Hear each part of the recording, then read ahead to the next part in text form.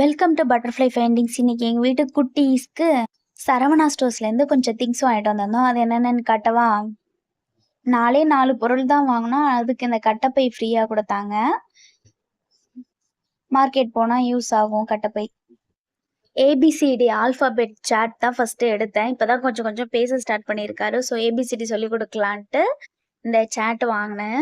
நீங்கள் எவ்வளோ பிடிச்சி பிச்சாலும் கிளியாது, அந்த மாதிரி இருக்குது.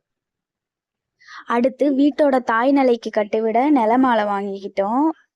39 ருபீஸ் தான் அந்த மாலை. கம்மியான ப்ரைஸில் நல்ல ஒர்த்தான ஒரு பொருளாக கிடச்சிருச்சு. வீட்டுக்கு எந்த பொருள் வாங்கினாலும் வீட்டில் உள்ள குட்டீஸை மனசில் வச்சுட்டு தான் வாங்க வேண்டியதாக இருக்குது. இதுவும் அந்த மாதிரி தான். பிடிச்சி இழுத்தா அருந்துருமோ என்னமோன்னு நினச்சிட்டே தான் வாங்கினேன். ஆனால் நல்லா ஸ்ட்ராங்காக தான் இருக்குது இதுவும். அடுத்து குட்டீஸ்க்கு ஸ்பைடர் மேன் வாங்கினோம். பொம்மைன்னு கேட்டுகிட்டே இருந்தான், அதனால் இது வாங்கினோம். அனபெல்லா பொம்மை மாதிரியே இருக்கிறதுனால இதை எங்கள் குட்டி சீண்டவே மாட்டேங்குது. ஃபுல்லாக ஸ்பைடர் மேனை தான் வச்சுட்டு சுற்றிட்டு இருக்கான். இது மாதிரி உங்கள் வீட்டு குட்டீஸ்க்கு நீங்கள் என்னென்ன க்யூட்டாக வாங்கி கொடுத்தீங்கன்ட்டு என் கூட ஷேர் பண்ணுங்கள். இன்றைக்கி லஞ்ச் பாக்ஸ்க்கு வெஜ் ரைஸ் தான் கொடுத்து விட்டேன். வெஜ் ரைஸ்க்கு கத்திரிக்காய், கேரட்டு, பீன்ஸ் நார்மலாக போடுவோம். நான் கத்திரிக்காய், கோவக்காய், கேப்சிகான் அது மாதிரி யார் யார் என்னென்ன சாப்பிட மாட்டாங்களோ எல்லாத்தையும் இதில் போட்டு செஞ்சிடுறது.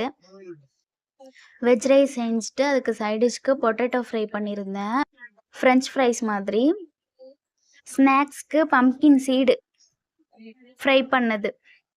இந்த வீடியோ பிடிச்சிருந்துச்சுன்னா மறக்காமல் லைக் பண்ணுங்கள், ஷேர் பண்ணுங்கள், சப்ஸ்கிரைப் பண்ணுங்கள். தேங்க்யூ.